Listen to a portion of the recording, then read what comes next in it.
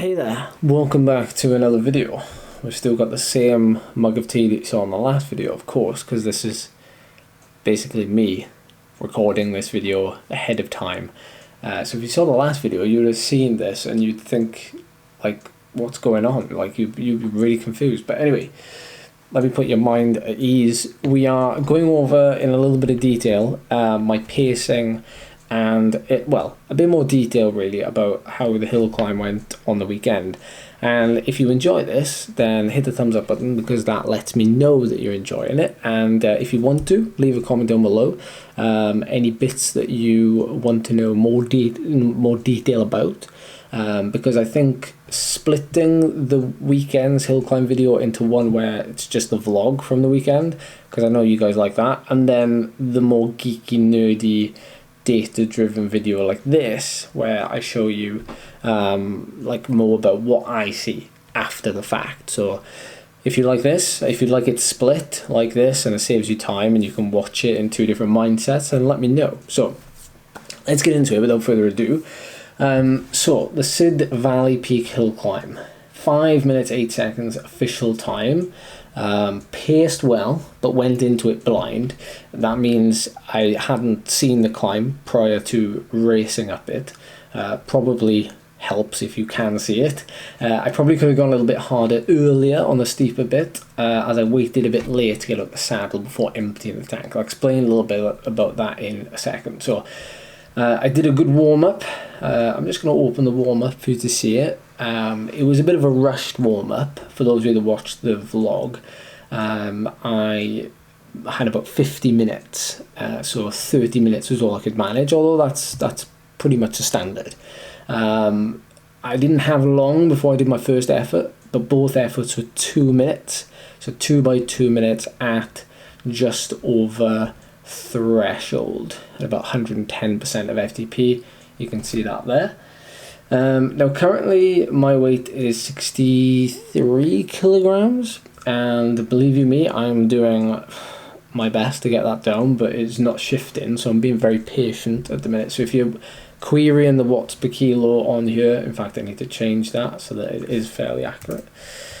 If you're querying it, then you know I'm not the standard 60 kilos that I have been. Various things have impacted that. I think the whole year in general, like the health issues, the ups and downs, it's meant that although possibly I am very lean currently, I'm either holding on to a little bit of fat stubbornly, particularly my upper thighs and my backside. To look at me, you probably wouldn't say so, but believe you me, by having very little time like dedicated to training throughout the year, then you do tend to notice that you get a little bit fluffy sometimes.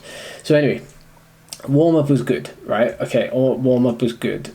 We're done with that. Now the ride itself, so my pacing strategy was to take it steady at the start and then empty the tank at the end, or at least just before the end, because it does get faster near the top. So you can see here the blue line at the top, the speed is heading upwards.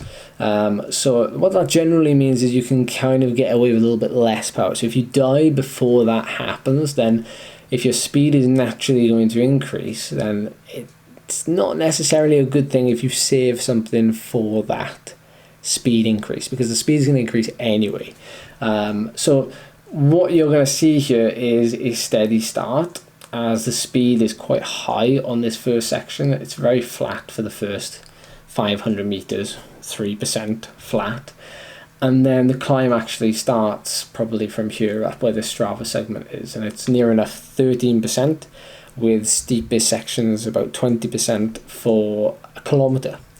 So that takes up the majority of the climb, around about 4 minutes. So I sat at about 450 watts, or if my FTP is correct, 122% of FTP for 4 minutes. Now, the actual sensations I was feeling during this effort were really, really good, and that's why I'm so happy about this ride, because as the first hill climb, it's always difficult to know where you're going to stand. So you always want to kind of compare your own effort to a recent effort. And when I got to the first slopes on this climb, I thought to myself, 450 feels kind of easy. Do I up it? Do I go a bit harder? That's the temptation that you kind of you try not to get involved in, because if you go too hard there, then you've still got 3-4 minutes left. So that's where I thought to myself, no, I'm just going to stay seated. I'm going to use all the gears that I have to maintain a fairly decent cadence for this first section. So my cadence was still close to 90, sat at 450 watts. Now, if this was me in race weight, then I wouldn't be doing 7 watts per kilo. It would be closer to 7.5, which is a little bit disappointing personally, but it is what it is. We're working on it. So our speed gradually starts to come down in this section, and then as we get past the cheering crowds and we get into the steepest section where it goes, well, I didn't realise it was that steep, I got to be honest, but 16% for 300 meters or so, I produce my best 2-minute power of the whole hill climb, 460 watts for this 2-minute portion. You can see I highlight it here. And this is Source, the Source plugin for Chrome, Source for Strava. A lot of people ask me about it, actually. I have no idea why it's not more well known. But yeah, so this highlights my best 2 minutes. Now you can do this on Training Peaks and everywhere else, but we're using Strava for the sake of it's a bit more universal. So my best 2-minute power is laid down there, which is perfect timing because the gradient starts to level off here as my speed increases towards the end. So I do invest the precise amount of power at precisely the right time. So that's another gold star for Ed. Well done, Ed. And because this is the part of the climb where I'm going the slowest, it means that I am also investing in the correct place. That's a very easy or crude way of looking at it. The slowest part of the climb, you invest more. But this is also the place where I lose, I think, the race, to be honest, because I really struggle on the steep sections, and that's like, it's no secret. I'm not very good when it gets really steep, mainly because I like to climb in the saddle, and you obviously can't produce as much power in the saddle as you can out, and so although it's something that I'm working on, it doesn't just like become your strength at the flick of a switch. So this is progress for me. It's just not good enough to win, basically. So on climbs like this, that's the caveat. So my power curve, now this is another positive, and there's actually lots of positives to take from this ride for myself personally. And if you are doing hill climbs or you've done hill climbs this weekend, then also feel free to leave any comments down below if you've learned anything from your first hill climb.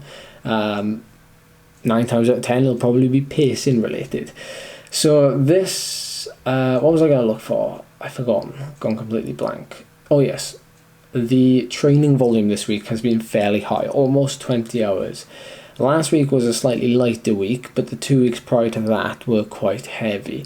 And you will see that happening over the next coming weeks, at least until the middle of October, I feel, is I will be keeping volume quite high, which is rare for me over the last couple of hill climb seasons, but I'm trying something different, so bear with me.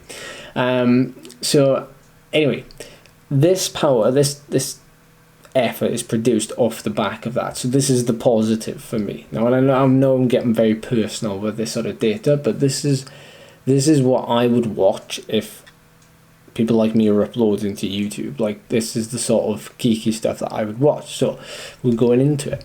So of 2022, we're gonna count. So let's take this first flat bit out of the climb. So the climb starts at about the 500 meter mark, and obviously goes to the finish. So we're calling it 4 minutes 15 seconds, and I did 448 watts.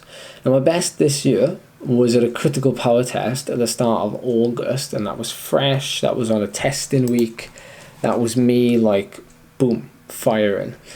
So I was only 5 watts off that after a fairly big training week, so that's mega news. Now, if we look at last year, 2021, where I was focusing on 3-minute efforts for the National Hill Climb Championships, my best 4-minute 15 was 4:61, and that was an all-time best. I'd never done anything more than 461. But if you look at the date of that, that's the 5th of October.